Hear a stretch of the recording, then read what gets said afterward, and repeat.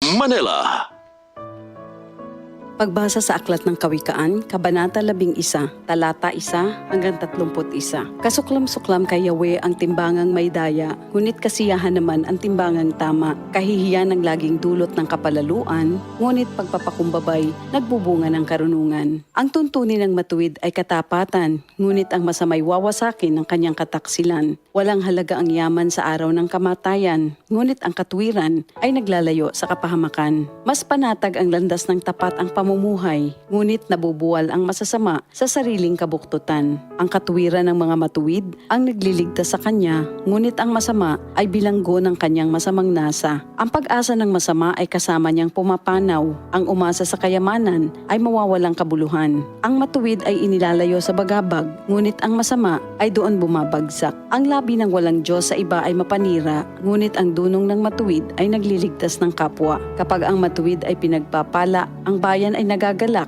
ngunit higit ang katuwaan kapag ang masamay napapahamak. Dahil sa salita ng matuwid, ang bayan ay tumatatag, ngunit sa kasinungalingan ng masama, ang lungsod ay nawawasak. Ang kapos sa kaalaman ay humahamak sa kapwa, ngunit laging tahimik ang taong may unawa. Walang maitatago sa bibig ng madaldal, ngunit ang tunay na kaibigan, iyong mapagkakatiwalaan. Sa kakulangan ng tuntunin ng bansa ay bumabagsak, ngunit sa payo ng nakararami, tagumpay ay tiyak. Ang nananagot para sa iba, sa gusot ay nasasadlak, ngunit ang ayaw gumarantiya ay malayo sa bagabag. Ang babaeng mahinhin ay nag-aani ng karangalan, ngunit ang walang dangal, tambakan ng kahihiyan. Lagi sa kahirapan ang taong tamad, ngunit masagana ang buhay ng isang masipag. Ang taong mabait ay nag-iimpok ng kabutihan, ngunit winawasak ng marahas ang sarili niyang buhay. Anuman ang anihin ng masama ay walang kabuluhan, ngunit ang gawang mabuti ay may pagpapalang taglay. Ang taong nasa matuwid ay makasusumpong ng buhay,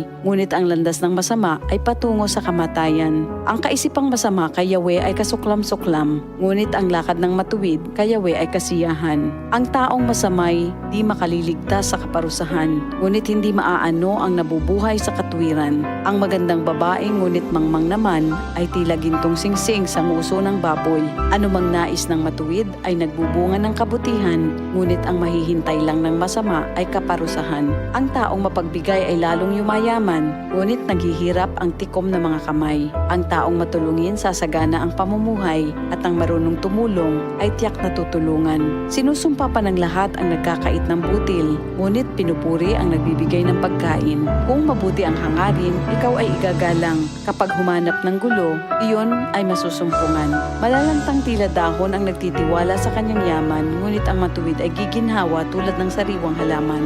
Ang nagpupunla ng gulo sa sariling sambahayan, mag-aani ng problema, gugulo ang pamumuhay. Ang taong mangmang at walang nalalaman ay alipin ng matalino habang siya'y nabubuhay. Buhay ang dulot ng matuwid na pamumuhay, at kamatayan naman ang hatid ng karahasan. Ang matuwid ay ginagantimpalaan dito sa lupa, ngunit paparusahan naman ang mga makasalanan at masasama. Ito ang salita ng Diyos. DCXL 55